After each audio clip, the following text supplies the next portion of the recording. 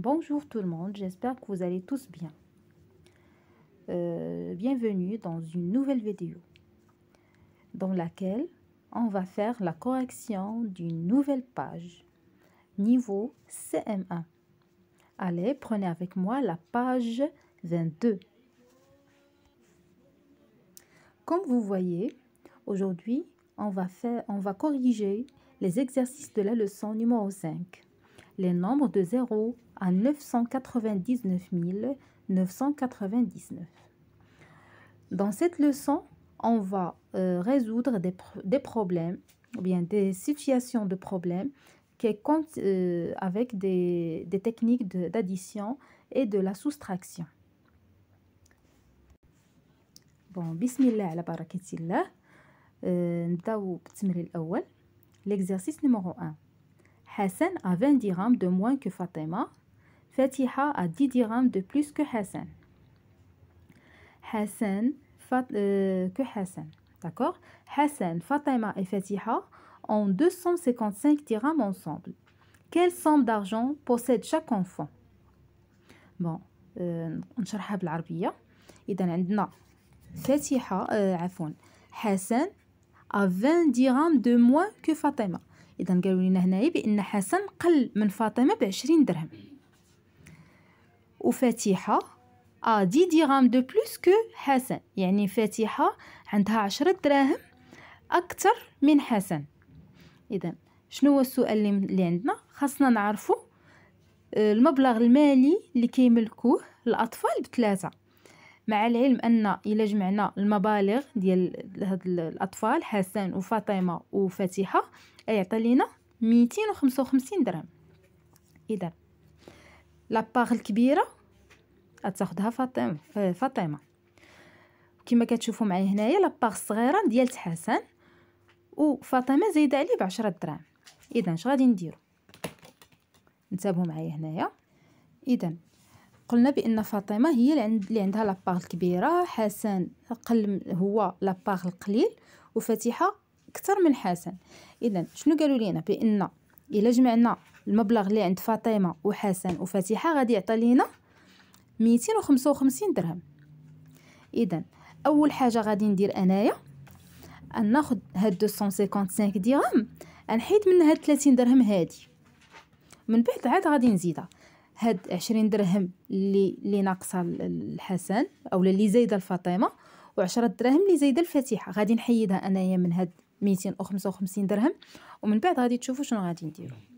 اذا انتبهوا معايا ان 255 موان 30. دابا عرفتوا هاد 30 ديالاش، يعني هاد 20 درهم اللي مزيوده الفاطمه وهاد 10 درهم اللي مزيوده الفاتحه غادي نحيدوها من هاد الحساب هذا صافي. اذا 255 ناقص 30 غتعطي لينا 225. اذا هاد 225 اش غادي ندير لها؟ غادي نوزعها بالتساوي على هاد الاطفال صافي. يعني التوزيع فين ما نسمعوا توزيع يعني قسمه. إذا عندي 225 نقسموها على 3 حيت عندي هنايا 3 ديال الأطفال. إذا 225 مقسومة على 3 صافي. القسمة راكم ديجا شفتوها في المستوى الثالث صافي. إذا عندنا 22 مقسومة على 3 تساوي 7. 7 في 3 21 من 22، الباقي هو 1. أنزل 5. 15 كان فيها من 3 فيها 5. 5 في 3 15 من 15، الباقي هو 0. إذا إلا كان عندنا المبلغ غيكون عندهم بالتساوي راه يكون هو 75 صافي. إذا 75 هذا المبلغ هذا اللي لقينا هو أقل مبلغ ممكن يكون. مفهوم؟ أقل مبلغ. إذا شكون هو التلميذ اللي أو الطفل اللي عنده أقل مبلغ؟ هو حسن صافي. إذا حسن النصيب ديالو 75 درهم صافي. فاطمة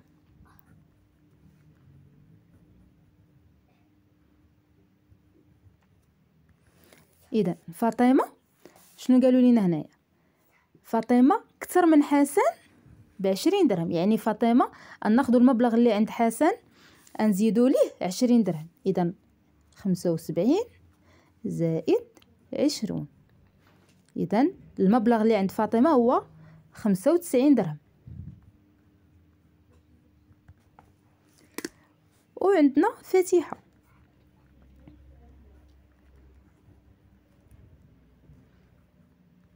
اذا فاتحه شنو قالوا لنا؟ بان فاتحه عندها 10 دراهم اكثر من حسن. اذا ناخذ المبلغ اللي عند حسن حتى هو نزيدوا له 10 دراهم.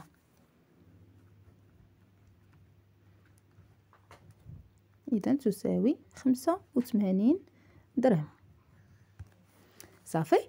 اذا قالوا لينا نتاكدوا دابا، قالنا الا جمعنا المبلغ اللي عند حسن وفاطمه وفاتحه خاصو يكون 255 درهم. اذا نتاكدوا حتى حنايا نديروا 75 زائد 95 زائد 85. 5 زائد 5 زائد 5 15. نكتبوا 5 ونحتفظ بواحد. 1 زائد 9 10. 7 زائد 8 15. 15 زائد 10 25. إذا 255. إذا هذه هي الطريقة باش يمكن لنا نخدموا هذا التمرين. نمروا للتمرين رقم 2. C'est l'anniversaire de Selma. Selma a 95 dirhams dans son porte-monnaie. Son père lui donne 60 dirhams.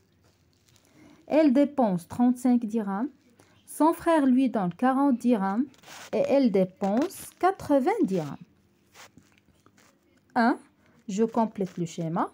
2. Combien d'argent lui reste-t-elle? هما دايرين لنا هنا il. بما ان عندنا سلمى راه لو برونون بيرسونيل elle. D'accord. إذا سلمى a 95 dirhams dans son porte-monnaie. يعني سلمى عندها 95 درهم في الحقيبة النقود ديالها. الأب ديالها عطاها 60 درهم، يعني زادها 95 درهم، زادها 60 على ديك 95 درهم اللي عندها. داكوغ. elle dépense 35 درهم، خسرات منها 35 درهم. من بعد زادها خوها 40 درهم وخسرت منها 80 درهم. اذا غادي نكملوا هاد الخطاطه هادي. اذا عندنا 95 95 بلس 60. هاد 60 هي 60 درهم اللي زادها باباها. داكوغ. 60 درهم. اذا 95 بلس 60 ايغال 155.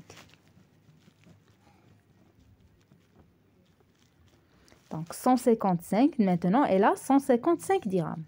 Elle a dépensé 35 dirhams, يعني خسرت 35. إذا elle a dépensé l'argent. Est-ce qu'il augmente ou bien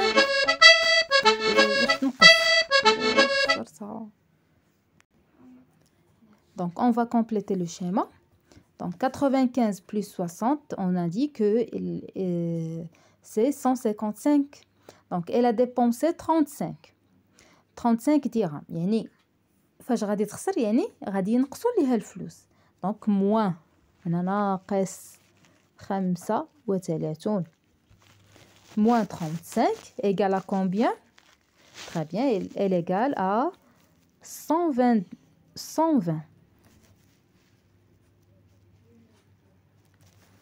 Bon. Elle dépense 35, son frère lui donne 40. Donc son frère lui ajoute 40 dirhams. يعني غادي تزاد ليها 40 dirhams. Ici on va mettre plus 40.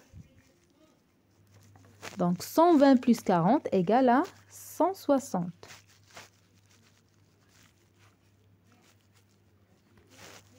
« 160 moins 80 » parce qu'elle a dépensé 80 dirhams. يعني صرفت لينا 80 درهم. Donc 160 moins 80 égale à 80. Donc elle lui reste 80 dirhams.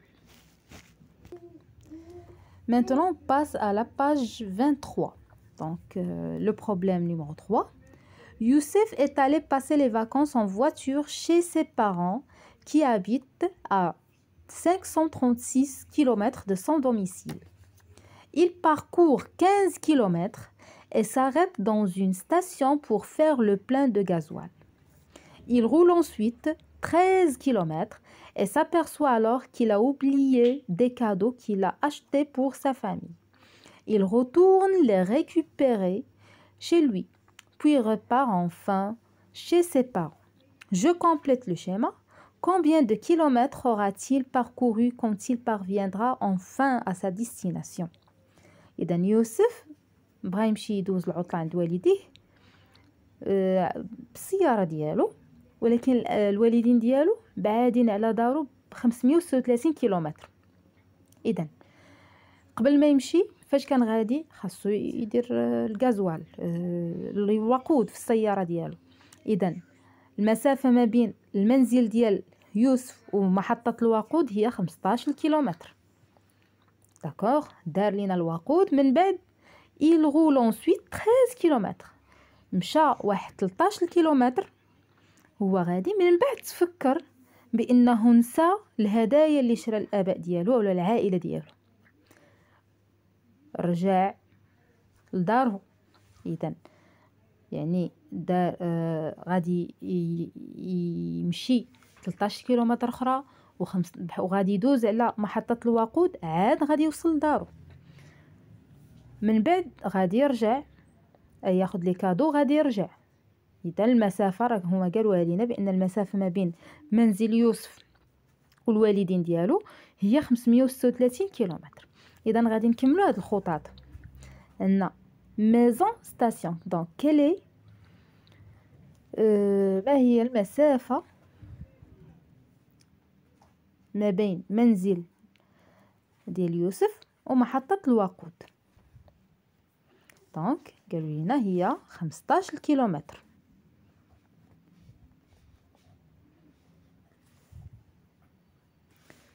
ما هي المسافة ما بين محطة الوقود وهاد الطريق اللي قطع؟ هي 13 كيلومتر. اذا باش زعما كي نرجع، اذا المسافه ما بين ديك دومي تور باش يرجع لدارو هي 15 زائد 13. غادي نجمعوا هاد المسافات بجوج، هي 28 كيلومتر. ومن المنزل ديالو حتى المنزل الوالدين ديالو هي 536 كيلومتر.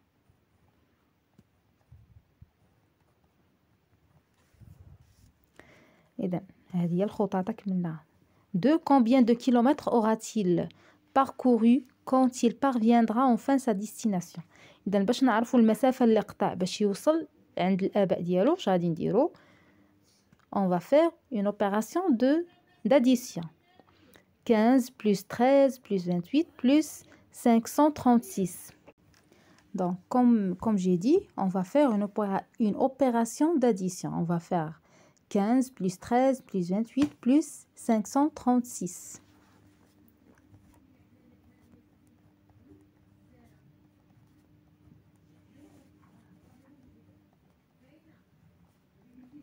Bon.